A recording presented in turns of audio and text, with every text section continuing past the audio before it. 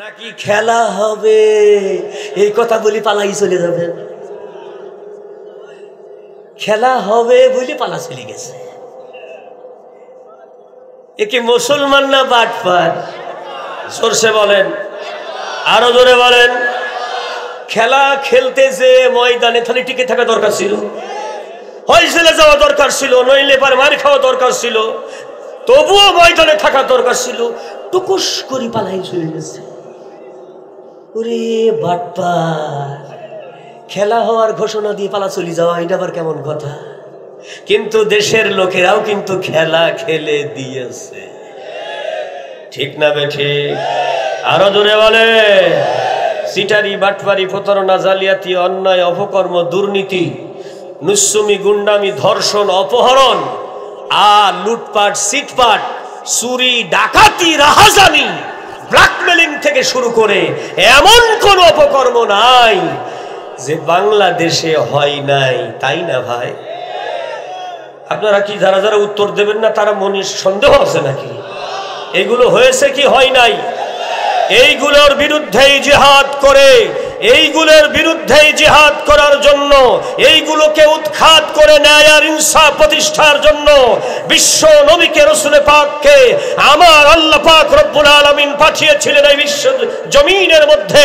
এজন্যই নবীর উম্মতের দায়িত্ব হলো জীবন আছে যতক্ষণ সব অন্যায় দূর করে কোরআন প্রতিষ্ঠা করতে হবে, এর কোনো বিকল্প নাই। কে কে রাজি আছো? দুই হাত তুলে আল্লাহকে দেখাও।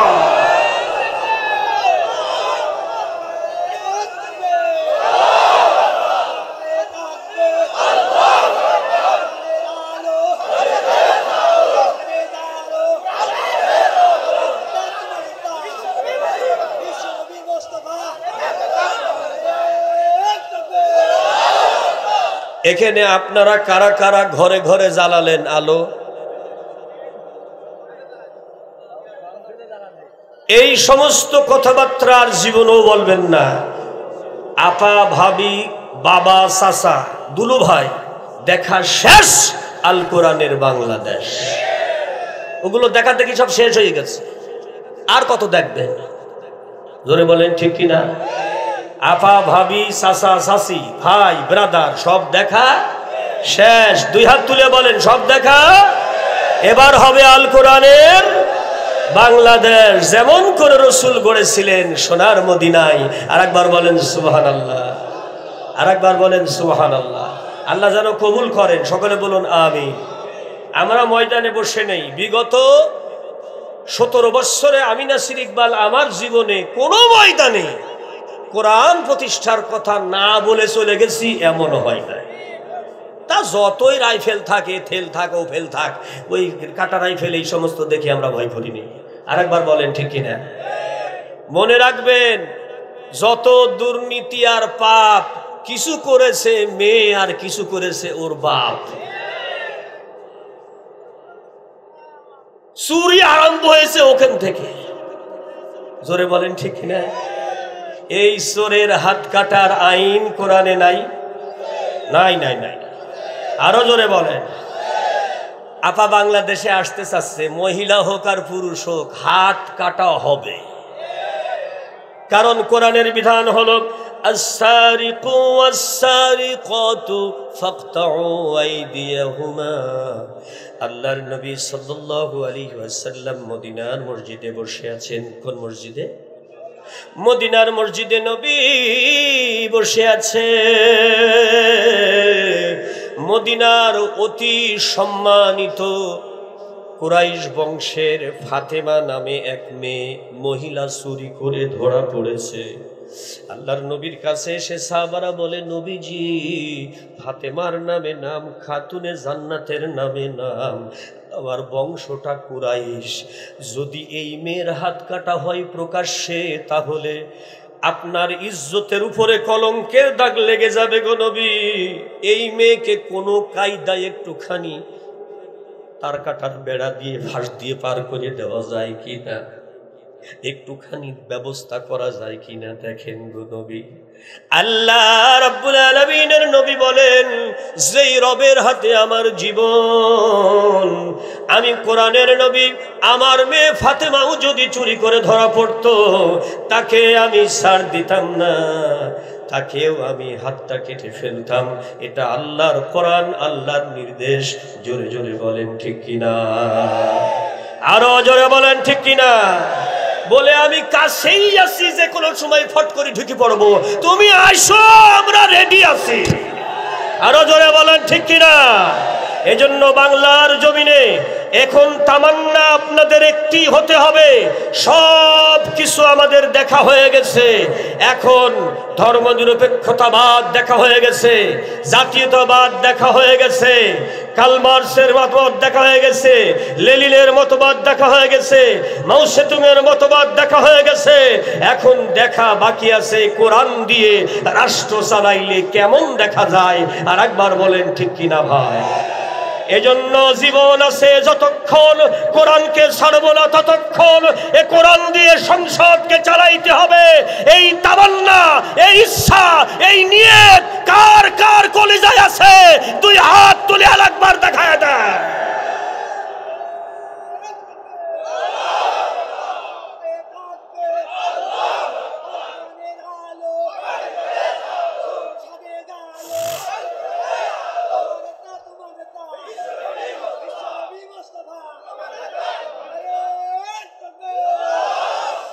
জিকির হবে লা ইলাহা, জোরে লা ইলাহা, লা ইলাহা ইল্লাল্লাহু, লা ইলাহা মুহাম্মাদুর রাসূলুল্লাহ। আল্লাহুম্মা সাল্লি আলা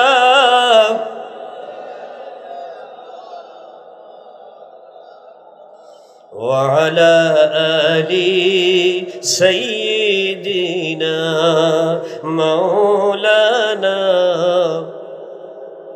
খোলাফায়ে রাশেদার সোনালী দিন কেন যে ফিরে আর আসে না, সকলে বেতার অধিকার, কেন যে প্রাণ খুলে হাসে না।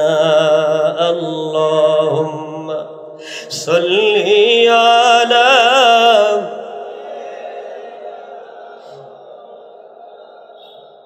وعلى آل مولانا। কত যে দুঃখে ভরা দুনিয়া,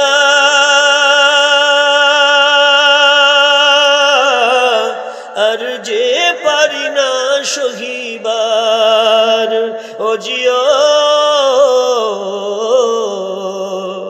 চারিদিকে অন্যায় অবিচার, দুর্নীতি আর শুধু হাহাকার, এই জুলুমের চির অবসান কোনদিন আর কি হবে না। খোলাফায়ে রাশেদার সোনালী দিন কেন যে ফিরে আর আসে না, সকলে পেতার অধিকার, কেন যে প্রাণ খুলে হাসে না। আল্লাহুম্মা সাল্লি আলা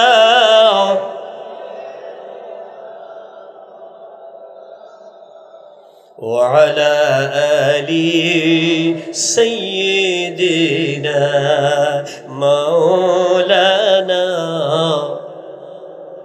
সাল্লাল্লাহু আলাইহি ওয়াসাল্লাম।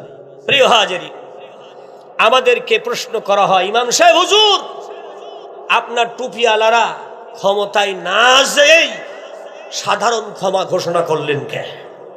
কথা কন না কে? একটা সাধারণ ক্ষমা ঘোষণা করা হয়েছে না? কথা কয় না। ঘোষণা করলেন কে? তার উত্তরটা দিতেছি।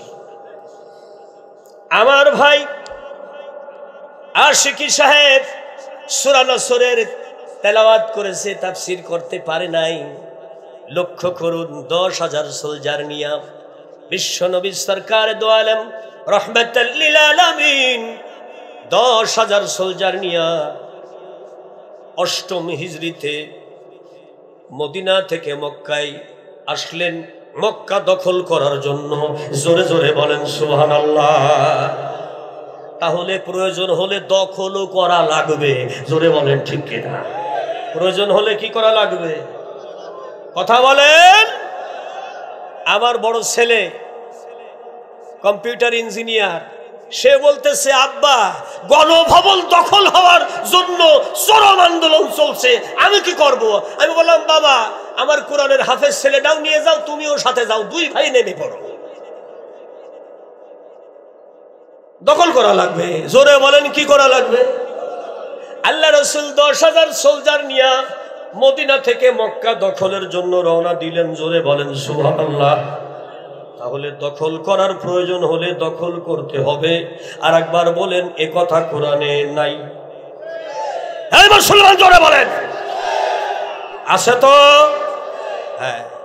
আল্লাহ রাসূল বললেন আলীরে সমস্ত সাহাবাদেরকে বলে দাও ওরা চুলা বানাবে বেশি আর পায়খানা বানাবে কম। কাফেররা বুঝতে পারবে না আমাদের সংখ্যা কত, একদম কোনোভাবেই বুঝার কায়দা নাই। রাত্রিবেলা যখন চুলা বেশি বানাইছে, হাজার হাজার চুলাই রান্না হইতেছে, নবী কত লোক নিয়ে এসেছে গোয়েন্দারা বুঝতে পারতেছে না। জোরে জোরে বলেন এ টেকনিক শিখাইছে কে?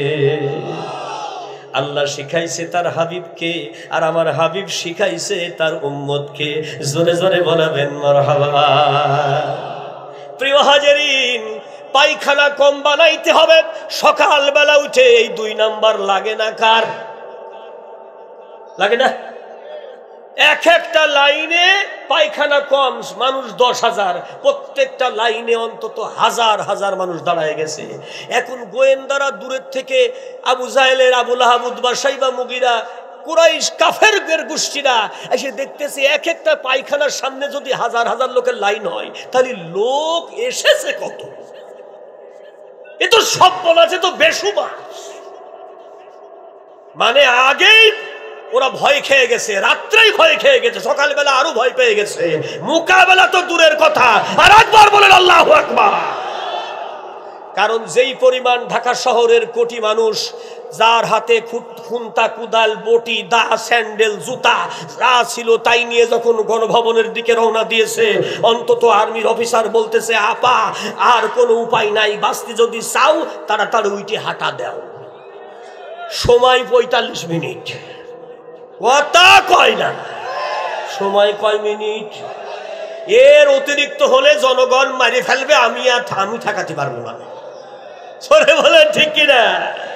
সকালবেলা উঠিয়া গোয়েন্দারা বলতেছে, কাফেরদের গোয়েন্দারা বলতেছে মুহাম্মদ কত মানুষ নিয়ে মক্কা দখল করতে এসেছে, এক একটা পায়খানার সামনে লাইন দাঁড়িয়েছে হাজার হাজার, এইবার কোনো উপায় নাই, আমাদের ওর সঙ্গে মোকাবেলা করা যাবে না।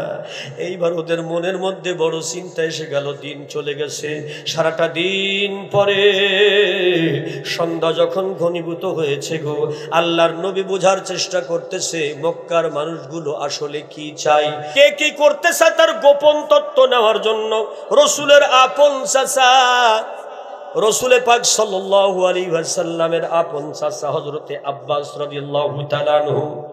খুব খেয়াল করতে হবে, নবীর সিরাত আলোচনা হচ্ছে। নবীর আপন চাচার একটা, তার নাম আব্বাস। জোরে বলেন তার নাম কি? আর নবীর দূর সম্পর্কের চাচা আবু সুফিয়ান, এও হলো মক্কার নেতা, এ হলো কুরাইশদের নেতা, ও হলো উমাইয়াদের নেতা। 2 বংশের 2 নেতা পাহাড়ের কিনারে দাঁড়াইয়া মাগরিবের পরে অন্ধকারের মধ্যে দাঁড়াইয়া বলতেছে কথা।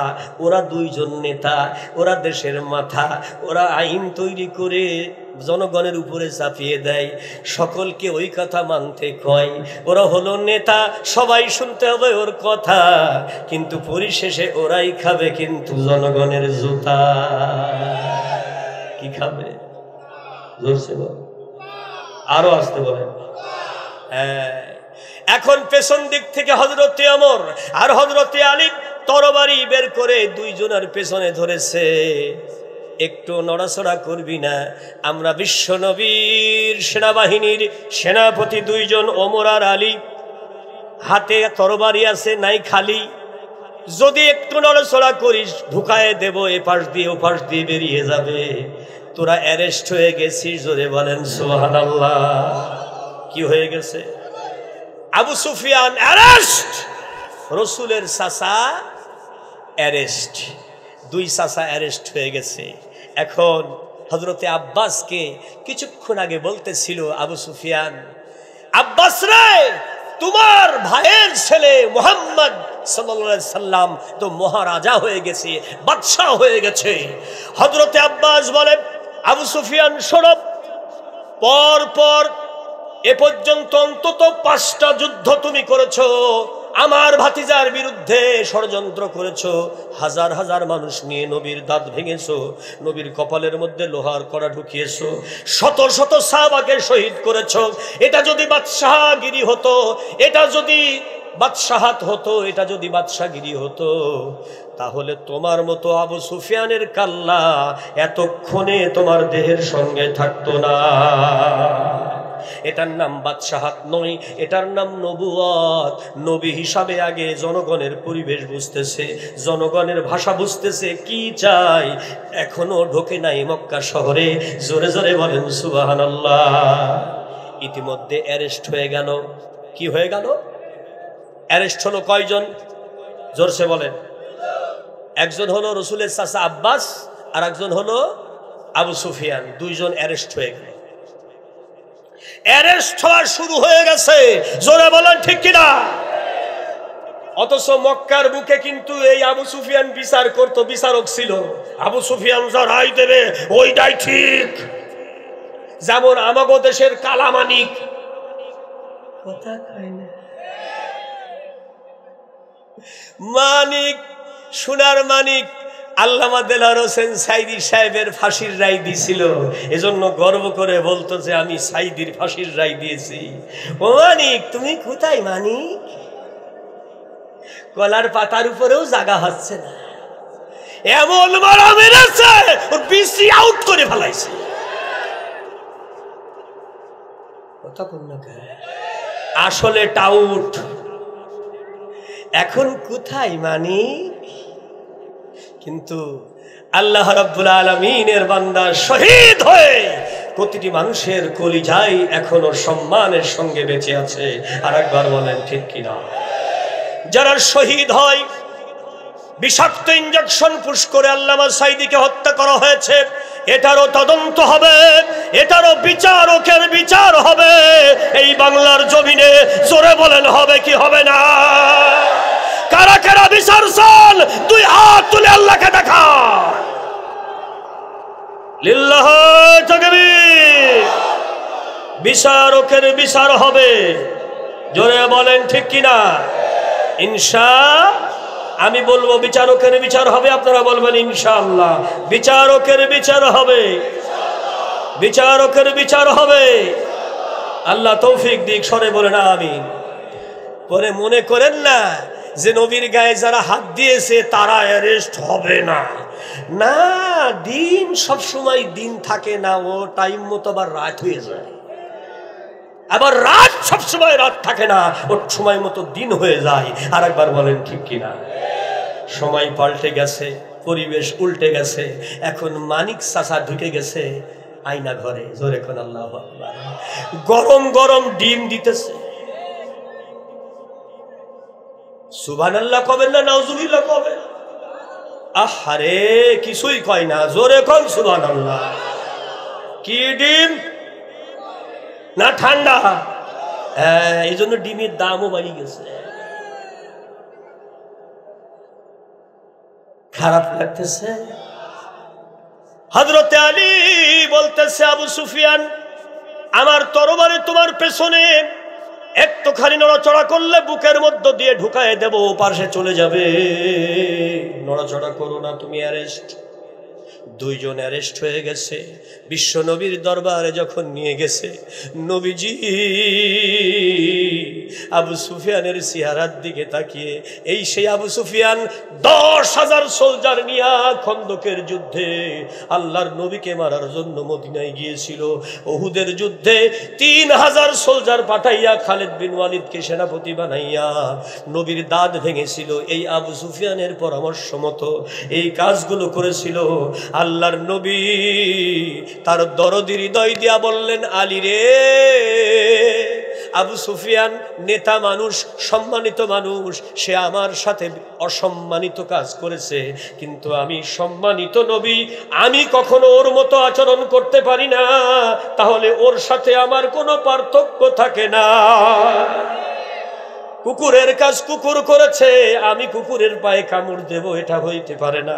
আবু সুফিয়ানের হাতের বাঁধন খুলে দাও, আর আমার চাচা আব্বাসের হাতের বাঁধন খুলে দাও, আমি ওদের দুইজন রে মাফ করে দিলাম। জোরে বলবেন না আল্লাহু আকবার। এই যে ক্ষমা করে দিলেন, এবং নবী শুধু তাই না, ঘোষণা করলেন আবু সুফিয়ানের বাড়িতে যদি মক্কার কোনো মানুষ যুদ্ধ না করে আশ্রয় নেয়, তাহলে তাকেও ক্ষমা করে দেওয়া হবে। সম্মান দিলেন। একবার বলেন আল্লাহু আকবার। যদিও জীবনের শত্রু, কিন্তু সম্মান দিলেন। আবু সুফিয়ান তখন রাস্তার না পাইয়া আস্তে করে একটুখানি নাটক কইরা কান্দার ভান ধইরা কই, চাচা ভাতিজা আমারে তুমি মাপ দিয়া দাও। ভাতিজা বলতেছে, আমার নবী বলে মাপ দেওয়ার মালিক আমি না। জোরে বলেন, মাপ দেওয়ার মালিক কে? জোরসে বলেন, আরো জোরে। জোর হলো না, আর একবার সবাই বলেন, সে আল্লাহ এখানে আছে তো। হতে পারে আজকের মাহফিলে আপনার জীবনের গুনাহ মাফ হয়ে যাবে, হতে পারে না? পারে না? তার দলিল আছে না? আল্লাহ রসুল সাল্লাল্লাহু আলাইহি ওয়াসাল্লামের কাছে সাহাবা বলতেছেন, নবীজি আমি জীবনে বিচার ছাড়া জান্নাতে যেতে চাই, আল্লাহ যেন আমাকে মাফ করে দেয়, কোন রাস্তা আছে? আল্লাহর হাবিব বললেন, লাউ কানাল কুরআনা ফি ইহাবিন মা আকালাতুহুন নার। আমি বিশ্ব নবী তোমাকে একটা কথা শোনাইতে পারি, শোনো শোনো। এই কোরআন এমন একটা নিয়ামত, এমন একটা রহমত, কোরআন দিয়া যদি তোমার জীবনটা চালাবার জন্য চিন্তা করো, আমি কোরআনের নবী তোমাকে ওয়াদা দিলাম, আল্লাহর কোন জাহান্নামের আগুন তোমার দেহ স্পর্শ করবে না। বিনা বিচারে আল্লাহর ক্ষমা নিয়ে যদি জান্নাতে যেতে চাও, কোরআনকে জীবনের জন্য মেনে নাও। তাই বাংলার জমিনে আল্লাহর কোরআনের সমাজ, আল্লাহর কোরআনের রাষ্ট্র, আল্লাহর কোরআনের সংসদ যারা প্রতিষ্ঠা করতে চায়, এরা রিসালাতের কাজ করতেছে, নবুয়তের কাজ করতেছে, নবীর যে কাজ এরাও সেই কাজটি করতেছে। এজন্যই পথে এত বাধা। যত বাধাই আসুক, আমরা কোনো বাধাকে পরোয়া করি না, করি না, করি না। জীবন আছে যতক্ষণ, কোরআনের জন্য অবিরাম লড়তে হবে। কে কে রাজি আছো? আর একটিবার হাত দেখা।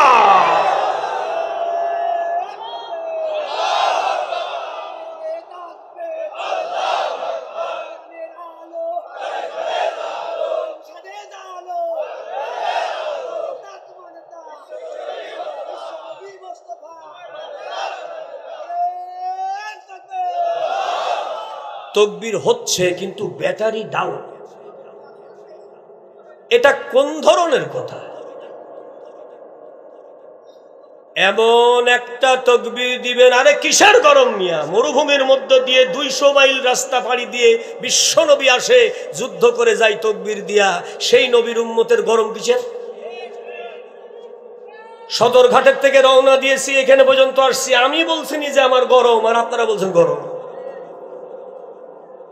প্রায় 300 কিলোমিটার রাস্তা পাড়ি দিয়ে আমি আসলাম অবিরাম। মসজিদে কি আমাকে বসাই রাখছিল?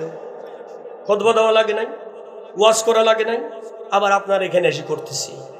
তাকবীর একটা হবে, আল্লাহর আরশ পর্যন্ত যেন খুশি হয়। কি বলেন? রেডি?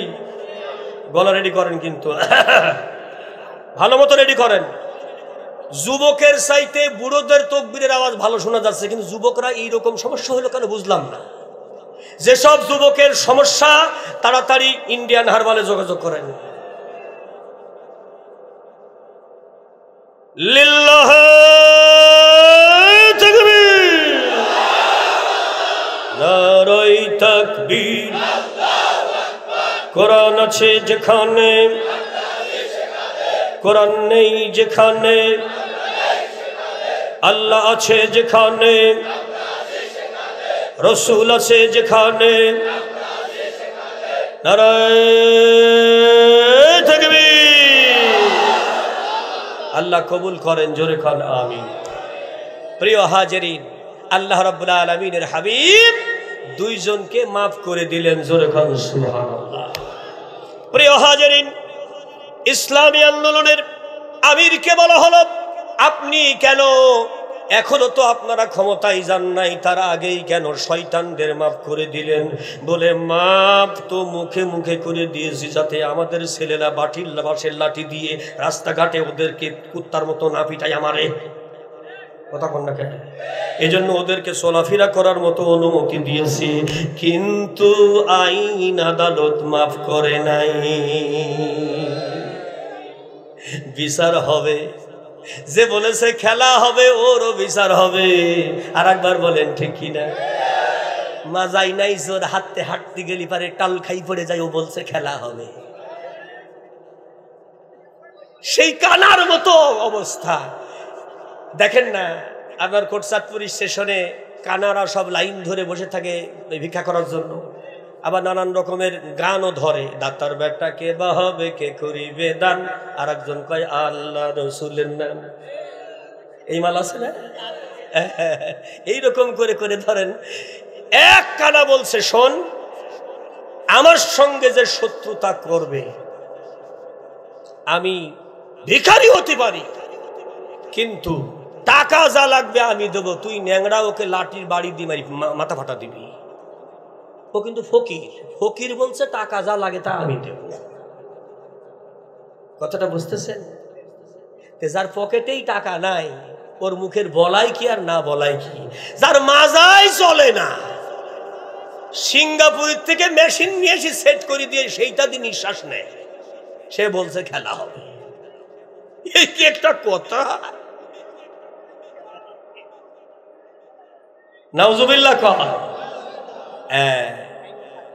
আল্লাহ রাব্বুল আলামিনের দরবারে, দরবারে নবুয়তে সাহাবারা বলছেন, ইয়া রাসূলুল্লাহ, অনুমতি দেন, কি করব? সকালবেলার সূর্য দিগন্তে, পূর্ব দিগন্তের সূর্য ওঠার আগে আল্লাহর হাবিব ফজরের নামাজ আদায় করলেন। আবু সুফিয়ান নতুন মুসলমান হয়েছে, সেও নামাজ আদায় করলো। আল্লাহর নবীর চাচা আব্বাসও নামাজ আদায় করলো। সাহাবাদের দেখে দেখি ওযু করলো, তাইমুম করলো, যা করার দরকার সব করলো। এইবার আল্লাহর নবী ঘোষণা করলেন, ও আমার সাহাবারা, আমরা আল্লাহর এই দুনিয়ায় আসমান জমিনের সর্বশ্রেষ্ঠ আশরাফুল মাখলুকাত। আর একবার বলেন সুবহানাল্লাহ। লাকাদ খালাকনাল ইনসানা ফি আহসানি তাকওয়িম।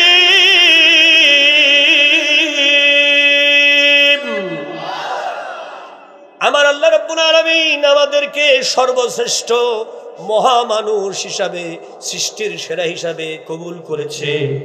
খবরদার, হাতে তরবারি আছে বলেই কোনো ফলদার বৃক্ষের গায়ে আঘাত করবে না, একটা গাছের পাতাও কোপ দিয়ে কাটবে না, একটা গাছের ডালের গায়েও হাত দিবে না, নিরপরাধ কোনো মানুষের গায়ে হাত দিবে না, কোনো নারীকে অসম্মান করবে না, খবরদার কোনো শিশু বাচ্চাদেরকে অসম্মান করবে না। জোরে জোরে বলেন সুবহানাল্লাহ। সিরাত এখানে রয়ে গেছে। আল্লাহ রাব্বুল আলামিন নই বললেন, আমরা আশরাফুল মাখলুকাত, আমরা কোনোদিন অন্য মাখলুকের উপরে অত্যাচার করতে পারি না। জোরে জোরে বলেন আল্লাহু আকবার। কিন্তু আমাদের দেশে অত্যাচারের কোনো সীমা নাই। জোরে বলেন, আছে নাকি? কথা বল না। সরকারি অফিসে মহিলা যারা চাকরি করে, তাদেরকে সরকারি কাজে ডিউটিও করা লাগে, আবার উঁচু অফিসারদের সাথেও বেডে যাইয়েও ডিউটি করা লাগে। সেজন্য সরকারের বিভিন্ন অফিসের মধ্যে এখন খাট পাওয়া যাচ্ছে, তোষক পাওয়া যাচ্ছে, লেপ পাওয়া যাচ্ছে, কম্বলের সাথে বালিশও আছে। আচ্ছা, সরকারি অফিসে খাট আর বালিশ দিয়ে কি হয় রে ভাই? কতক্ষণ না, সরকারি অফিসে খাট আর বালিশের ব্যবস্থা, স্পেশাল রুম আলাদা, যেখানে কেউ ঢুকতে পারবে না। ও জায়গায় কি কায়দা, কি কাজ হয়? তাহলে ধর্ষণ প্রতিটি অফিসে অফিসে শুরু হয়েছে। ধর্ষণ মানে হলো জিনা। জিনা হবে যেখানে, ধ্বংস হবে সেখানে। আর একবার বলেন ঠিক কিনা? লা তাকরাবুজ জিনা। মওলাই করিম বলেন, ও দেশের মানুষ, জিনার কাছে যাইও না। ইন্নাহু ফাহিশা, মারাত্মক ধরনের জঘন্যতম কাজ এটা। ওয়াসাস সাবিল,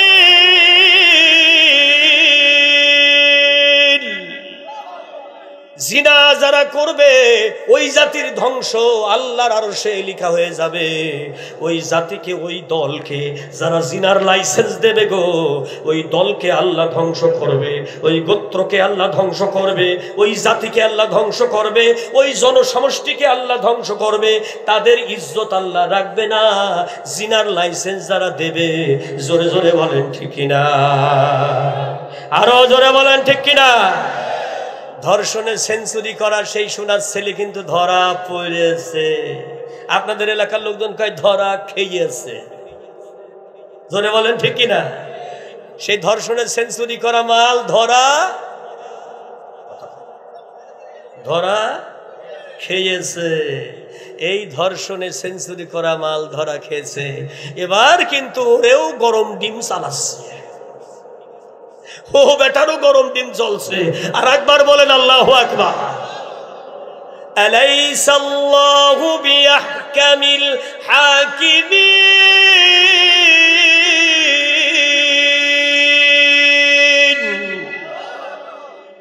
আল্লাহ পাক সূরা ৩ এর শেষ আয়াতের মধ্যে বলে, ওই দুনিয়ার মানুষেরা, তোমরা নিজেরা বিচারক হইয়া বসে আছো, কিন্তু মনে রেখে দিও আমার চাইতে বড় বিচারক আর কেউ নেই। আমি যখন বিচার করব, আমার বিচার দুনিয়াতেও কেউ ঠেকাইতে পারে না, আর আখিরাতের বিচারও কেউ ঠেকাইতে পারবে না। জোরে জোরে বলেন ঠিক কিনা? আল্লাহ যদি দুনিয়ায় কারোর বিচার করতে চায়, ঠেকাতে পেরেছে? ফেরাউনের বিচার আল্লাহ দুনিয়ায় করলো। ফেরাউন পৃথিবীর বিশাল অংশের বাদশা, নিজের অঞ্চলে নিজেই ডুবে মরল, ঠেকাতে পেরেছে? নমরুদ, সে বেটাও নিজের রাজত্বে নিজে জুতার বাড়ি খেয়ে বিদায় হলো, সে কি নিজেকে বাঁচাতে পেরেছে? আল্লাহর বিচার কি আল্লাহ দুনিয়ায় করে করে দেখাই নাই? আর একবার বলেন, আর একবার বলেন। আমাগো বাংলাদেশে আল্লামা সাইদির বিরুদ্ধে, মতিউর রহমান, আল্লামা মতিউর রহমান মৌলানা নিজামীর বিরুদ্ধে সবচাইতে বেশি টেলিভিশনে এসে যে বাজে কথা বলতো, এই লোকটার নাম মুরগি কবির। ওর নামের আগে আছে মুরগি। জোরে বলেন কি? জোরসে বলেন, আরো জোরে। জোরও হলো না। এ মুরগিও ধরা পড়েছে। কথা বলেন না কেন? মুরগি ধরা পড়ে নাই? হ্যাঁ, এবার মুরগিরও ঠিক ডিম উল্টো দিকে দেওয়া হবে। জোরে বলেন আল্লাহু আকবার। বেজার হয়েন না। বিচারটা কার? বিচার কার? পরিবেশ পাল্টে গেছে, সমাজ উল্টে গেছে। যে মুরগি আলেমদের গাল দেয়, কয় প্রতিটি মাদ্রাসার দরকার কি, মাদ্রাসাগুলো বন্ধ করে দাও, কোরআন বন্ধ করে দাও, এ হলো অরিজিনাল ভারতের দালাল। আরো জোরে বলেন ঠিক কিনা?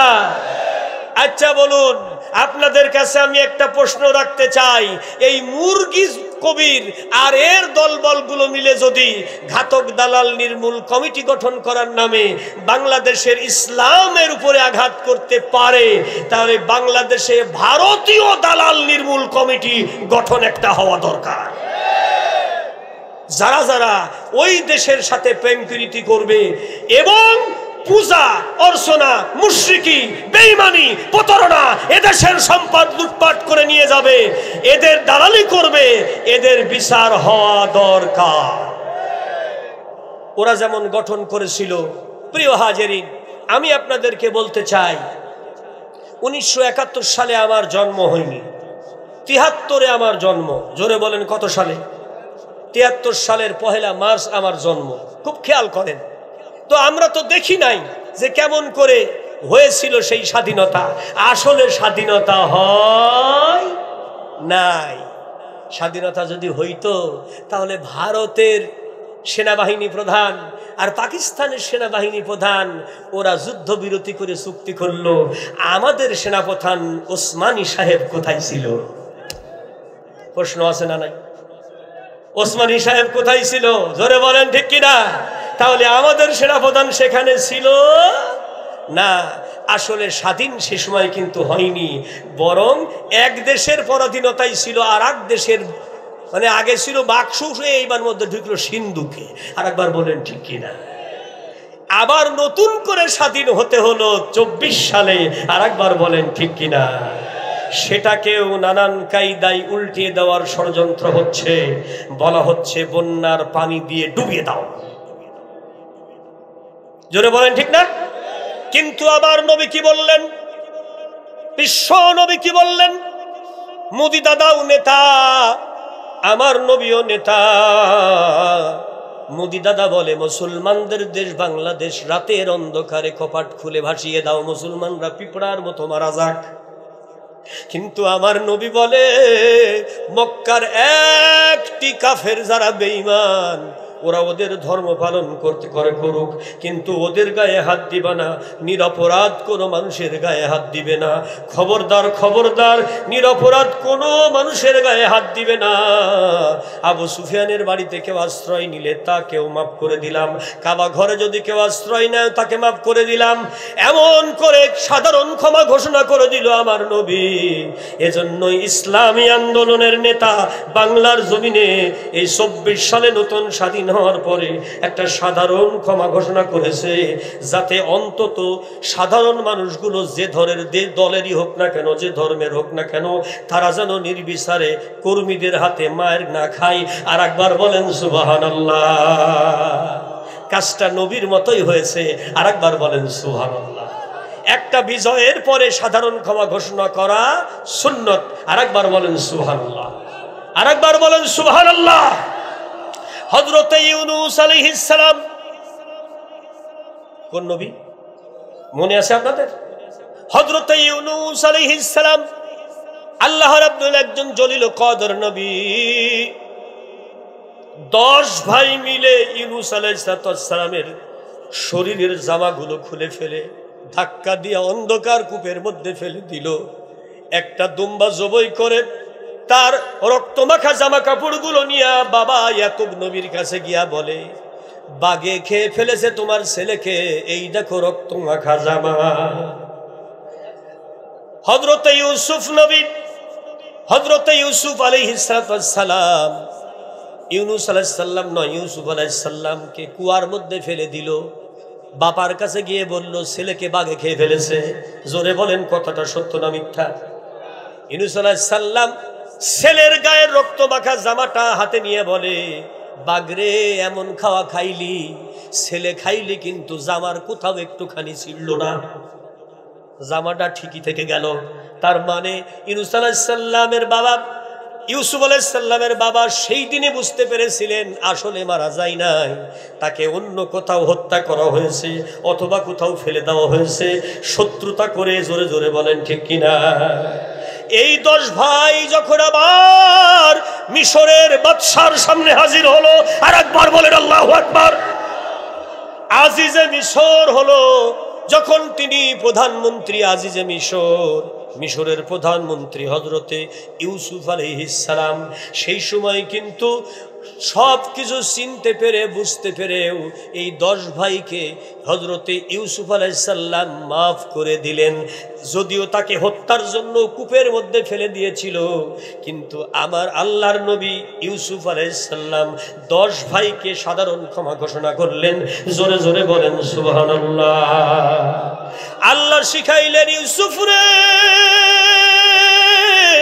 তুমি তোমার 10 ভাইকে সাধারণ ক্ষমা ঘোষণা করে বলো, লা তাসরিবা আলাইকুমুল ইয়াউম আজকের দিনে সাধারণ ক্ষমা, আমার মনে কোনো দুঃখ নাই, তোমাদেরকে মাফ করে দিলাম।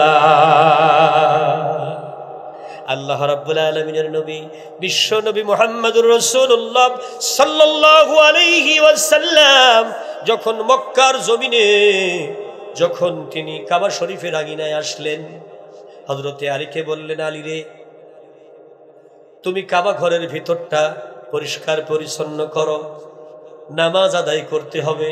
কাবা ঘরের মূর্তি অপসারণ করা সম্ভব হয় নাই, কারণ রাষ্ট্রীয় ক্ষমতায় বসেছিল আবু সুফিয়ান, আবু লাহাব, উতবা, সাইবা, মুগীরা। আর একবার বলেন ঠিক কিনা? কাবা ঘরের ভিতরে মূর্তি ছিল, এই অবস্থায় নবী হজ করেছে, এই অবস্থায় নবী নামাজ পড়েছে। এখন মক্কা বিজয় হলো, ইযা জা নাসরুল্লাহি ওয়াল ফাত, বিজয় যখন এসে গেছে, এইবার আল্লাহ রাব্বুল আলামিনের নবী সাল্লাল্লাহু আলাইহি সাল্লাম কাবা ঘরে ঢুকলেন। কাবা ঘরের চাবিটা ছিল ওসমান ইবনে তালহার হাতে। জোরে বলেন, লোকটার নাম কি? ওসমান ইবনে তালহা কাবার চাবি নিয়ে দৌড়াই বেড়াইতেছে, নবী কই? ও নবী, এই যে চাবি নেন তাড়াতাড়ি করে। অথচ 2 বছর আগে নবী যখন উমরা করতে আসছিল, তখন কিন্তু ওসমান ইবনে তালহা নবীকে ধিক্কার দিয়ে বলেছিল, যাও যাও, কাবা ঘরের চাবি নিতে আইছে, ঢুকতে দিছি মক্কায় তাই কত না, আবার কাবার চাবি নিবা, বেরো। আল্লাহর নবী বললেন, ওসমান ইবনে তালহা, ওই আকাশের মালিকের কসম করে আমি বলি, এমন একটি সময় অতি দ্রুত এসে যাবে রে, যখন তুমি আমাকে খুঁজে খুঁজে হয়রান হবা, আর আমার হাতে কাবার চাবি দেওয়ার জন্য বিচলিত হয়ে যাবা। আর একবার বলেন সুবহানাল্লাহ। আজকে সেই দিন 2 বছর পরে এসে গেছে। ওসমান ইবনে তালহা আল্লাহর নবীর হাতে কাবার চাবি দিয়ে বলে, নবী গো, আমারে মাফ করে দেন, এই যে আপনার কাছে চাবি নিয়ে এসেছি, আমি মুসলমান হয়ে গেছি। আল্লাহর নবী বলে, তুমি যদি মুসলমান না হইতা, কাবার চাবি হাতে করে আমার পর্যন্ত তুমি আসতে পারতে না। যখন তুমি আমার পর্যন্ত কাবার চাবি নিয়ে আইসা পড়ছো, তার মানে আমি বুঝাছি তুমি মুসলমান হয়েছো, নইলে আমার 10,000 সোলজার তোমাকে ছাড় দিত না। জোরে বলেন ঠিক কিনা? অ্যাকশন, অ্যাকশন, স্বাধীনতার অ্যাকশন, ডাইরেক্ট অ্যাকশন। এই ডাইরেক্ট অ্যাকশনে তুমি পড়া যাইতা। জোরে কোন আল্লাহু আকবার। আল্লাহ রাসূল বললেন, না, চাবিটা আমি হাতে নিলাম, তোমার হাতেই দিলাম। শোনো হে মক্কার মানুষেরা, আমি কোরআনের নবী, আখেরি নবী, বিশ্ব নবী, রাহমাতাল লিল আলামিন, তোমাদের কাছে ওসিয়ত করে গেলাম, ওসমান ইবনে তালহা আমার সঙ্গে বেয়াদবি করেছে, আমি শুধু তাকে মাফ করে দিলাম তাই নয়, বরং কিয়ামত পর্যন্ত আল্লাহর কাবা যতদিন থাকবে রে দুনিয়ায়, ওসমান ইবনে তালহার বংশধরের কাছে, বংশ পরম্পরায় ওদের কাছে কাবার চাবি থাকবে। এখনো পর্যন্ত ওসমান ইবনে তালহার বংশের মানুষের কাছে কাবা ঘরের চাবি রাষ্ট্রপ্রধান নিতে পারে না। ওই চাবি নবীর ওসিয়ত এখনো পালন হচ্ছে। আর একবার বলেন সুবহানাল্লাহ। আরো জোরে বলেন আল্লাহু আকবার। আরো জোরে বলেন আল্লাহু আকবার। ক্রীড়া মন্ত্রণালয়ের দায়িত্বে ছিল পাপন। জোরে বলেন কি? আরো জোরে বলেন। হ্যাঁ, প্রধানমন্ত্রীর বড় আপন। এইবার আপনি বোঝেন, আমি আপনাদের উত্তর দিচ্ছি। পাপন সাহেব বলেছে টুপিওয়ালারা সন্ত্রাসী, এদেরকে দমন করা দরকার। প্রিয় হাজারিন, আপনি কি বলতে পারবেন, দেখাতে পারবেন বাংলাদেশ ব্যাংকের টাকা মেরে করে দিয়েছে ফাঁকা কি টুপিওয়ালারা? কথা কই না? কারা করেছে? কোট পরা বাবুরা করেছে। আর একবার বলেন ঠিক কিনা? আমার মতো টুপিওয়ালারা করছে, সরমুনার পীর সাহেব হুজুরের লোকজন করছে, তাবলিগ জামাতের আমির সাহেবরা করছে, জামাত ইসলামের আমিররা করছে। কারা করছে? ফার্স্ট ক্লাস গেজেটেড চোর, বিসিএস ক্যাডার চোররা করছে। First class gazetted BCS cadre চোর, যারা অফিসে বসে আসে হয়ে হয়েছে অফিসার, আমি বলি অফিসর। আর একবার বলেন ঠিক কিনা? ওরা কি অফিসার নাকি অফিসর? আরো ধরে বলেন। ওর ছেলে হলো চোরের ছেলে, ওর বউ হলো চোরের বউ, ওর মা হলো চোরের মা, ওর বাপ হলো চোরের বাপ। ওই দেখেন একজন বলতো ওরা শিক্ষিত শয়তান। শয়তান বলে তো নরমাল হয়ে যাবে, শয়তানও ওদের দেখলে সালাম দেয়, ও কাজ শয়তানও পারে না। গতকালকের পত্রিকা প্রথম আলো বলছে বর্তমানে ক্রীড়া উপদেষ্টা একজন ছেলে অল্প বয়সী দায়িত্ব নিয়েছে, নাম তার কি বলতে পারবেন? হ্যাঁ, আসিফ মাহমুদ। হতাশাগ্রস্ত হয়ে সে বলছে, আমি দুর্নীতির মহাসমুদ্রের মধ্যে ডুবে যাচ্ছি। দুর্নীতির মহাসমুদ্র, এত বড় বড় দুর্নীতি এখানে হচ্ছে, এটা আমি তো দূরের থেকে চিন্তাও করতে পারে না কোনো মানুষ। আর একবার বলেন আল্লাহু আকবার। একটা উদাহরণ দিচ্ছি, অফিসাররা কি পরিমাণ দুর্নীতিবাজ হয়। অফিসের পিয়নের ঢাকা শহরে 10 তলা বাড়ি 5 তলা বাড়ি হয় কেমনে, সেটা আমি বুঝাইতেছি। লক্ষ্য করুন, প্রথম আলো পত্রিকা বলছে, গত পরশু দিনে এসেছে, আমি নিজে পড়ছি এটা। এখন হলো কি, স্টেডিয়ামের মার্কেট পরীক্ষা করতে গেছে। ঢাকা শহরে বহু স্টেডিয়াম আছে, জোরে বলেন আছে না? কথা কয় না। স্টেডিয়াম থেকে শুরু করে সব জায়গায় তো আব্বার নাম বসাই দিয়েছে। বিদেশে কোন এক লোক বলে এসে বলতেছে, ভাই আমি বিদেশ থেকে প্লেনে উঠে আসি, কোন জায়গায় নামলাম? বলছে এটা বঙ্গবন্ধু এয়ারপোর্ট। সর্বনাশ। এক জায়গায় যাই গাড়ি থেমেছে, বলছে ভাই এই জায়গাটার নাম কি? বলছে বঙ্গবন্ধু এভিনিউ। এবার বলতেছে ভাই অসুস্থ হয়েছে, ওখানে কিছুদিন থাকার পরে হাসপাতালে শুয়ে শুয়ে বলতেছে এই জায়গাটার নাম কি? কি হাসপাতাল? বলছে বঙ্গবন্ধু হাসপাতাল। যা আছে সব জায়গায় ওই নাম জুড়ে দিছে। আর একবার বলেন নাউজুবিল্লাহ। প্রিয় হাজেরিন, একটা মানুষকে এইভাবে বেইজ্জতি করা হলো, এই মানুষটা নিজের সন্তানের জন্যই বেইজ্জতি হলো। আর একবার বলেন ঠিক না? নিজের সন্তানের জন্য আজকে বেইজ্জতি হলো। কত জায়গায় কত মূর্তি বানালো, ওই মূর্তির গলায় এখন চেন দিয়ে টেনে টেনে ফেলাইতেছে। কুকুরেও পিশাব করছে, মানুষও পায়খানা করতেছে। তাহলে এর চাইতে বড় বেইজ্জতি আর হয়? এই কাজ করার কোনো প্রয়োজন ছিল না। আর একবার বলেন ঠিক কিনা?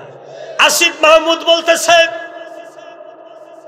বঙ্গবন্ধু স্টেডিয়ামের এক একটা দোকানের বরাদ্দ নিতে কোটি কোটি টাকা মানুষের কাছ থেকে নেওয়া হয়েছে।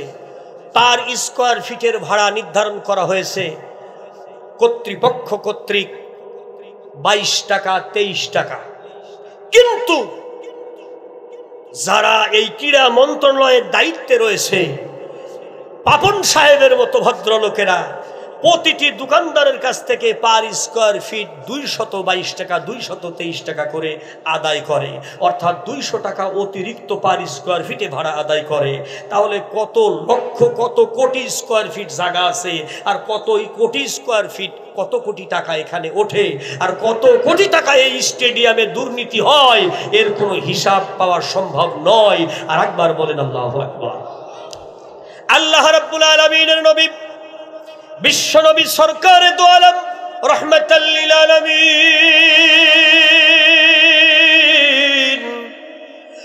মক্কার বুকে কাবা শরীফের সামনে চেয়ার পেতে বসে রয়েছেন। জিজ্ঞেস করতেছে সমস্ত কাফেরদেরকে, হে মক্কার কাফেরেরা, ইহুদিরা, খ্রিস্টানেরা, পুতুল পূজারীরা, সমস্ত দলের লোকেরা, তোমাদের কাছে আমি বিশ্ব নবী মুহাম্মদ সাল্লাল্লাহু আলাইহি সাল্লাম নিজেকে উপস্থাপন করলাম। তোমরা কি বলতে পারো আমি তোমাদের কাছে জীবনে কোনোদিন একটা মিথ্যা কথা বলেছি? একটি অন্যায় কোনোদিন করেছি? একটি অবিচার কোনোদিন করেছি? প্রমাণ তোমরা কি কেউ দেখাইতে পারো? যদি দেখাইতে পারো তোমরা যে শাস্তি দিবে সেটা আমি মেনে নেব। নবী আজকে রাজ সিংহাসনে বসেছে, নবীর বিজয় হয়েছে, ইসলামের বিজয় হয়েছে, আর আসামির মতো কাফেররা সবাই দাঁড়িয়ে রয়েছে। যারা নবীকে ভিটা ছাড়া করেছে, বাড়ি ছাড়া করেছে, নবীকে মারছে, বারবার অত্যাচার করেছে, নবীর মুখের খাবার কেড়ে নিয়েছে, হইতেছে। আজকে কোটচাঁদপুরের তৌহিদি জনতা মনে রেখে দিও, ইসলামের জন্য নবীর মতো করে তোমরাও হয়তোবা জেল খেটেছো, ইসলামের জন্য তোমরাও হয়তোবা বাড়ি ছাড়া হয়েছো, রাতের পর রাত বাড়িতে ঘুমাইতে পারো নাই। আর একবার বলেন ঠিক কিনা? এজন্যই তোমরা চিন্তা করো না, মনে রেখে দিও নবীর এই বড় সুন্নতটা তোমরা পালন করেছো, নবীর সঙ্গেই মহান আল্লাহ তোমাকে জান্নাতে দিবে। আল্লাহ নবীর কাছে জিজ্ঞেস করলেন, নবী গো, কে কার সাথে জান্নাতে যাবে? আমার নবী বলেন, মান তাশাব্বাহা বিকওমিন ফাহুয়া মিনহুম। যে ব্যক্তি দুনিয়ায় যার মতো চলবে সে ব্যক্তি তার সাথেই যাবে আখিরাতে। আমি যদি আমার নবীর মতো চলি তাহলে আমার নবী হবে আমার জান্নাতের সঙ্গী। আমি যদি কাফেরের মতো চলি তাহলে কাফেরদের মতো আবু জাহেলের সঙ্গেই হবে আমার সঙ্গী। আর একবার বলেন ঠিক কিনা ভাই? আরো জোরে বলেন ঠিক কিনা? এখন রাসূল পাক সাল্লাল্লাহু আলাইহি ওয়াসাল্লামের সিরাত মাহফিল, তাই সিরাত থেকেই কথা বলতে হবে। মক্কার প্রত্যেকটা জাতি, ইহুদিরা, খ্রিস্টানেরা, মুশরিকেরা, এই তিন জাতি একত্রিত হয়ে সুদের কারবারি, মদের কারবারি আর নারী নিয়া জিনার ব্যবসা যারা করত, এই তিন গ্রুপ এক জায়গায় হয়ে নবীকে ঠেকানোর জন্য নবীর বিরুদ্ধে অপপ্রচার লিপ্ত হইল। নবীর বিরুদ্ধে ঘৃণা ছড়াও। বাংলাদেশেও ইসলামী আন্দোলনের বিরুদ্ধে ঘৃণা ছড়াবার জন্য জাসদ বাসদ, ধর্মনিরপেক্ষতাবাদ থেকে শুরু করে এই সমস্ত রাশিয়া, আমেরিকা আর ভারতের দালালরা নানান মিডিয়া পত্রিকা দিয়া, আর এই মুরগি কবিরের মতো এই মুরগি শয়তান, এই শয়তানরা অপপ্রচার করলো যে টুপি আলারা সব রক কাটে। জোরে বলেন কি কাটে? এরা হলো জঙ্গিবাদ, এরা হলো সন্ত্রাসী, খোদার কসম। অথচ এদের কোনো অন্যায় প্রমাণ করতে পারে নাটক সাজাইয়া, আটক করিয়া, আদালত তৈরি করে, ট্রাইব্যুনাল বানাইয়া, নাটক সৃষ্টি করে, একটা একটা করে দ্বীনের আমানতদার দায়িত্বশীল আলেমদেরকে, দ্বীনের দায়িত্বশীলদেরকে ফাঁসি ঝুলানো হয়েছে। খোদার কসম, এখন ওই আদালত আবার রেডি হইতেছে ওদেরকে ঝুলাবার জন্য। ফাঁসি ফাঁসি ফাঁসি হবে, ওই আদালতে ফাঁসি হবে। এটা আমরা চাই। আর একবার বলেন ঠিক কিনা? মারের বদলে, আরো জোরে বলেন, মারের বদলে যে আদালতে মিথ্যা মিথ্যা নাটক সাজাইয়া নিরপরাধ আল্লাহর দ্বীনের দায়ীদেরকে ফাঁসি দেওয়া হয়েছে, সেই আদালতেই মুরগি কবিরের মতো শয়তান আর এদেশের যারা ইনুর মতো দুষ্ট চরিত্রের মানুষ, তাদের ওই ট্রাইব্যুনালে নিয়েই ফাঁসির ব্যবস্থা করা। না হবে না? জোরে বলেন, দুই হাত তুলে বলেন কি হবে? মাজায় জোর আছে তো? বলেন হবে? হ্যাঁ, যদি বিচার ওদের না হয় তাহলে বিচার আদায় করে নেওয়ার জন্য প্রত্যেকে ঝাড় থেকে একটা করে বাঁশের লাঠি কেটে রাখবেন। প্রয়োজন হলে আবারও লাঠি নিয়ে নামতে হতে, জোরে কথা বলেন না কেন, নামতে হতে। আজকে সিরাত মাহফিলে বললাম, নবীর আদর্শ প্রতিষ্ঠার জন্য বাঁশের লাঠির প্রয়োজন হতে। এক সময় ব্রিটিশ খেদাওয়ের জন্য তিতুমির বাঁশের লাঠি বানাইছিল বাংলাদেশে। মনে আছে সেই হাজে শরীয়তুল্লাহর তিতুমিরের বাঁশের লাঠির সেই কাহিনীর কথা? আর একবার বলেন সুবহানাল্লাহ। মনে রাখবেন, আল্লাহ রসুল কিন্তু মক্কার ঘরে ঢুকেছে, কোমরে তরবারি ছিল, খালি হাতে ঢোকে নাই। আর একবার বলেন সুবহানাল্লাহ।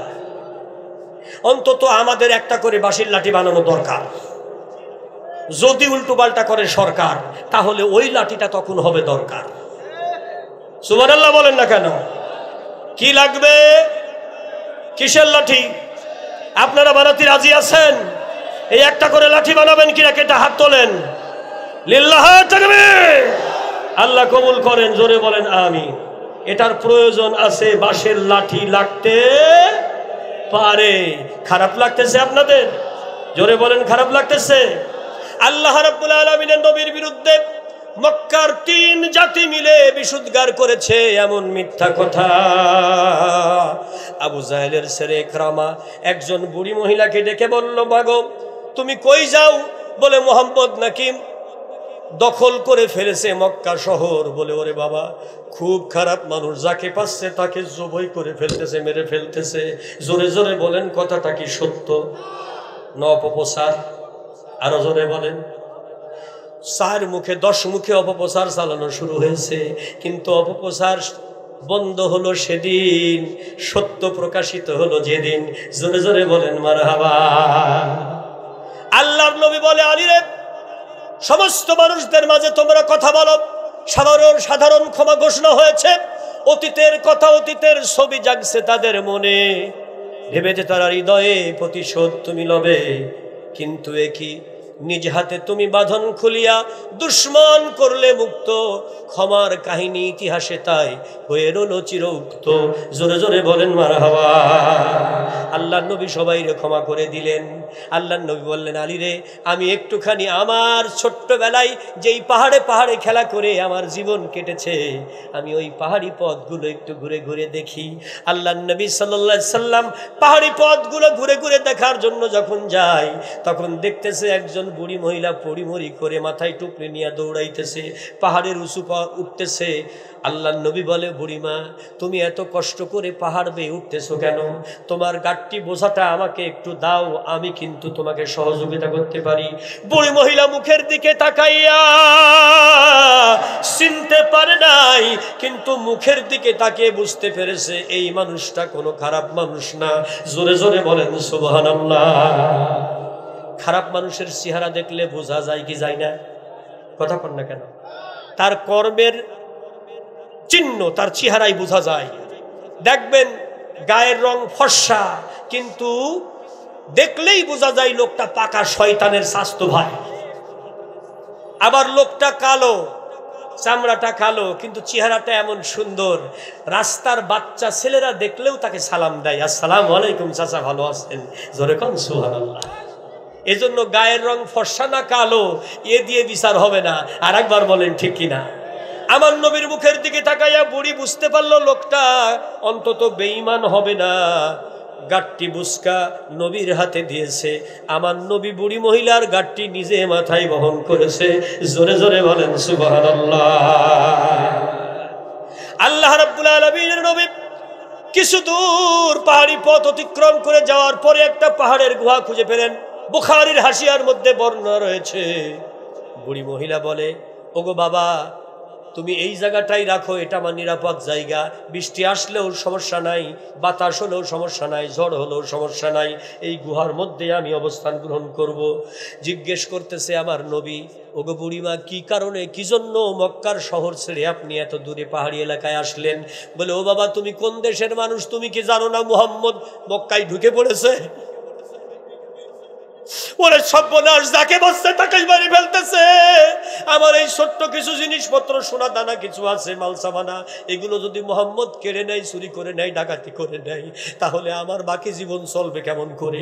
দেখেন, যে বুড়ির মাজা দেখা হয়ে গেছে সেও জীবনে চিন্তা করে বাকি জীবন চলবে কি করে। সালমান এফ রহমান দরবেশ, কি দরবেশ বাবা, যা কথা কয় না, দরবেশ, ওর সব কিছু পাইকে গেছে ভুরু পর্যন্ত, তারপরেও 1,00,000,000,000,000 টাকার সম্পদ মেরে করে দিয়েছে ফাঁকা। এখন ডিম যখন দিতেছে তখন বলছে, আমাকে ছাড়ি দিয়ে আমি দেশ ঠিক করে দেবো। বলছে, তোর দেশ ঠিক করার দরকার নাই, তোর যা আছে সব বেশি কিনি টাকা রিটার্ন করবো, অসুবিধা নাই, তুই খালি ডিম খেতে থাক। জোরে কোন সুবহানাল্লাহ। খারাপ লাগতেছে? বুড়ি মহিলা বলতেছে, ও বাবা, তুমি কোন দেশের মানুষ? তুমি কি জানো না মক্কার শহরে মুহাম্মদ ঢুকে পড়েছে? বলছে, মুহাম্মদ কি? বাবা, যাকে পাচ্ছে তাকেই সর্বশান্ত করে ফেলছে, মেরে ফেলতেছে, লুটপাট করে ফেলতেছে। আমি আমার এই শেষ জীবনে, এই শেষ সম্বলটুকু আছে, আমার যদি সর্বশান্ত হয়ে যায় তাহলে আমি বাকি জীবন চলবো কিভাবে? আল্লাহর নবী চোখের পানি ছেড়ে দিয়েছে, আল্লাহর নবী চোখের পানি ছেড়ে দিয়েছে। এবার নবীর কান্না দেখে বুড়ি মহিলা জিজ্ঞেস করে, বাবা গো তুমি কার বেটা গো বাবা, তুমি কার ছেলে? কোনোদিন তো তোমাকে কোনোদিন মক্কার শহরে দেখি নাই, হঠাৎ করে আজকে তোমার সঙ্গে পরিচয়, তোমার নামটাও জিজ্ঞেস করতে মনে নাই। আল্লাহর নবী বুড়িমার সামনে সব মাল সামানা রেখেছে। বুড়িমা এবার পুটলির ভিতর থেকে কিছু টাকা, সোনার টাকা হাতের মধ্যে নবীকে দিয়ে বলে, পারিশ্রমিক হিসাবে টাকাগুলো রাখো। নবী আমার বলে, কোনো পারিশ্রমিক লাগবে না গো মা, আমি যে আমার মায়ের খেদমত করতে পারলাম এটাই আমার জীবনের বড় সান্ত্বনা। নবী চলে যেতে চাই, পরিচয় দিতে চাই না। জোরে বলেন আল্লাহু আকবার। নবী ক্রেডিট নিতে চাই না। নবী জিজ্ঞেস করতেছে, নবীকে জিজ্ঞেস করতেছে বুড়ি মহিলা, ওগো বাবা একটিবারের জন্য তুমি তোমার পরিচয়টা দাও, তোমার বাপের নামটা কি? আল্লাহর নবী বলে, আমার দাদার নাম আব্দুল মুত্তালিব, আমার বাবার নাম ছিল আব্দুল্লাহ, আর আমার নাম মুহাম্মদ রাসূলুল্লাহ। আপনারা বলেন সুবহানাল্লাহ। বুড়ি মহিলা এইবার থতমত খেয়ে উঠে দাঁড়ায় গেছে, বলে, ও বাবা তোমার ভয়ে তো আমি পালাইছি, এটাই যদি মুহাম্মদ রাসূলুল্লাহ হয়, এটাই যদি মুহাম্মদ সাল্লাল্লাহু আলাইহি সাল্লামের চরিত্র হয়, এটাই যদি বিশ্ব নবী মুহাম্মদের আদর্শ হয়, আমি কেন পালাবো গো বাবা? আমি বুঝতে পেরেছি মক্কার ওই কাফেরগুলো এমন অপপ্রচার করেছে, এমন ভাবে তোমার চরিত্র হনন করেছে, তোমার বিরুদ্ধে উল্টা কথা বলেছে, তোমাকে ওরা চেনে নাই গো, সত্যি তুমি রহমাতাল লিল আলামিন। আর দেরি নয়, বুঝতে পেরেছি তুমি আখেরি নবী, নইলে তোমার চরিত্র এমন হওয়ার কথা নাও। তুমি ইচ্ছা করলে আমার মাল সামানা নিয়ে ভেগে যেতে পারতে, আমার কিচ্ছু করার ছিল না। ইচ্ছা করলে আমার টাকাগুলো নিতে পারতে, ইচ্ছা করলে আমার মেরে ফেলতে পারতে, কিন্তু তুমি আমার কোনো কিছুই ক্ষতি করো নাই, বরং তুমি আমার প্রতি কৃতজ্ঞ। আমি মহান আল্লাহর প্রতি ঈমান আনতে চাই। আমার নবী বলে, মাগো তাইলে পড়ো আশহাদু আল্লা ইলাহা, সকলে পড়েন আশহাদু আল্লা ইলাহা ইল্লাল্লাহু ওয়াহদাহু লা শারীকা লা ওয়া আশহাদু আন্না মুহাম্মাদান আবদুহু ওয়া রাসূলুহু। আল্লাহু আকবার। এই বুড়ি মহিলা মুসলমান হয়ে গেছে। আরেকবার বলেন সুবহানাল্লাহ। প্রিয় হাজিরিন, আল্লাহর নবী সাল্লাল্লাহু আলাইহি ওয়াসাল্লাম মক্কার মানুষদেরকে বলেছেন, আমি যদিও মক্কায় আমার জন্ম, কিন্তু মদিনাবাসী আমাকে সবচাইতে বেশি ভালোবেসেছে, এজন্য আমার কবর হবে মদিনায়, আমি মদিনার মানুষের সাথে থাকব। আরেকবার বলেন সুবহানাল্লাহ। আরেকবার বলেন আল্লাহু আকবার। ক্ষমা করনেওয়ালা আমার আল্লাহ। এখানে একটা বিষয় আমি সিরাত আকারে আপনাদের সামনে বলে দেই। নবী সাল্লাল্লাহু আলাইহি ওয়াসাল্লাম তার জীবনে কোনদিন মসজিদের মধ্যে বসে বসে সুবহানাল্লাহ সুবহানাল্লাহ আলহামদুলিল্লাহ লা ইলাহা ইল্লাল্লাহ তাসবিহ পড়েন নাই, যতদিন পর্যন্ত আল্লাহর দ্বীন ইসলাম, আল্লাহর কোরআনের শাসন কায়েম না হয়েছে। এজন্যই আমার আল্লাহ কোরআনে পাকে বলে দিয়েছে, ইযা জা, সবাই পড়েন, ইযা জা নাসরুল্লাহি ওয়াল ফাত ورأيت الناس يدخلون في دين الله أفواجا فسبح بحمد ربك واستغفر إنه كان توابا। এখানে লক্ষ্য করেন আয়াতটা কিভাবে বলতেছে আল্লাহ, ফাসাব্বি বিহামদি রব্বিকা ওয়াস্তাগফির। তারপরে তুমি আল্লাহর প্রশংসা করো, তাসবিহ পড়ো, জিকির করো, ইস্তেগফার করো, আল্লাহ তোমারে মাফ করে দেবে। তারপরে এই তারপর কার পর, তারপরটা কি সেটা আগের উত্তরে বলা হচ্ছে, ইযা জাআ নাসরুল্লাহি ওয়াল ফাত, যখন আল্লাহর সাহায্য আসবে, আল্লাহর দ্বীন বিজয় হবে, যখন সুদ শেষ হয়ে যাবে, দুর্নীতি শেষ হয়ে যাবে, চুরি ডাকাতি রাজধানী বন্ধ হয়ে যাবে, সকল হারামি খারাপি বন্ধ হয়ে যাবে, ইসলাম কায়েম হয়ে যাবে, ফাসাব্বি বিহামদি রব্বিকা, তারপরে তুমি তার তসবিহ পড়ো, জিকির করো, আজগার করো, এই নফল ইবাদত করো, অসুবিধা নাই, সব কবুল হবে। কিন্তু সুদ চলবে, জিনা চলবে, ব্যভিচার চলবে, লুচ্চামি চলবে, গুন্ডামি চলবে, বেশ্যাখানার লাইসেন্স চলবে, আর তুমি মসজিদের মধ্যে বসে বলবা সুবহানাল্লাহ সুবহানাল্লাহ সুবহানাল্লাহ। ও হবে না, ও মাল ধরা খাবে। জোরে বলেন কি খাবে? ধরা খাবে। আল্লাহ বলছে ইসলামের বিজয় হয়ে যাবে, হারাম বন্ধ হবে, হালাল প্রতিষ্ঠা হবে, তারপরে তুমি তাসবিহ তাহলিল জিকির আজগার সব করো, কোনো অসুবিধা নাই, এগুলো সব কবুল হবে। জোরে বলেন আল্লাহু আকবার। কিন্তু তুমি হারাম কামাই করে হজ করতে যাবা আর মনে করবা জান্নাত পাবা। আল্লাহ বলছে তুই মরে নে, জান্নাত চাইছি, রেডি করে থুইছি, মরার সাথে সাথে দিয়ে দেব। ও রেডি করাই আছে। হারাম রক্ত শরীরে থাকলে তার ইবাদত কবুল হয় না। আর একবার বলেন আল্লাহু আকবার। আমার একজন খুব পরিচিত এলজিইডির এক ইঞ্জিনিয়ার বন্ধু মানুষ, বয়োজ্যেষ্ঠ কিন্তু খুব সম্পর্ক ভালো।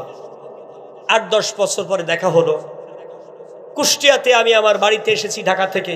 ওই বেচারাও এক সময় ঢাকায় হেড অফিসে কাজ করত।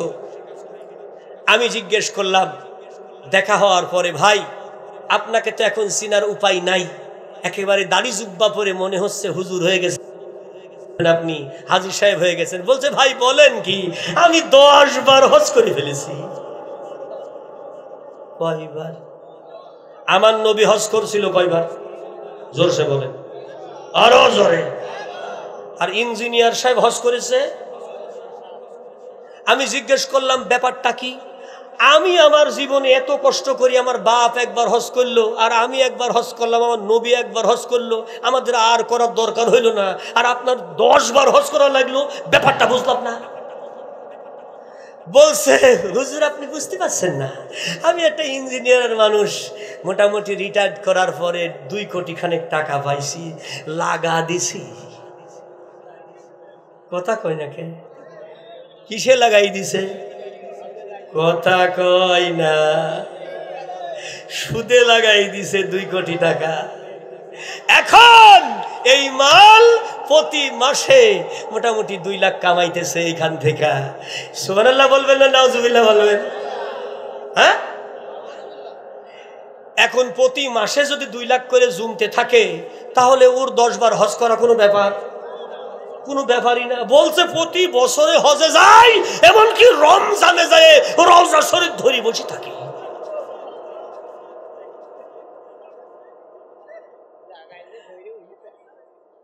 আমার আল্লাহ রাব্বুল আলামিন বলছে, আল্লাহ রাব্বুল আলামিন বলতেছেন আম হাসিবতুম আও তাদখুলুল জান্নাহ, তুমি কি মনে করো তুমি যা ইচ্ছা তাই করবা, তাই দিয়ে তুমি আমার জান্নাতে চলে যাবা? ওয়ালাম্মা ইয়ালামিল্লাহুল্লাযীনা জাহাদু মিনকুম ওয়া ইয়ালামাস সাবিরিন।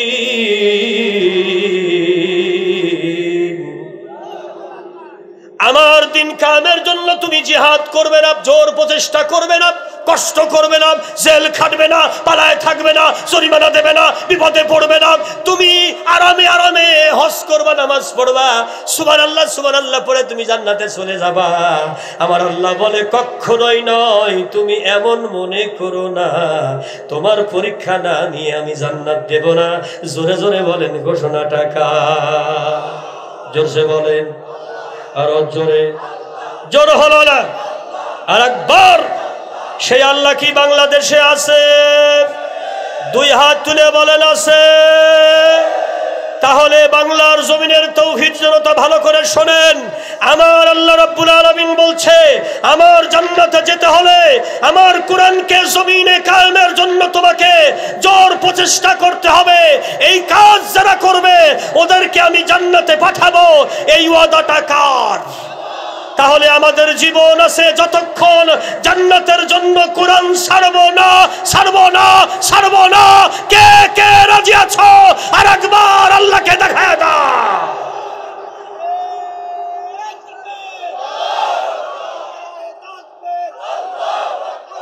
লিল্লাহি তাকবীর।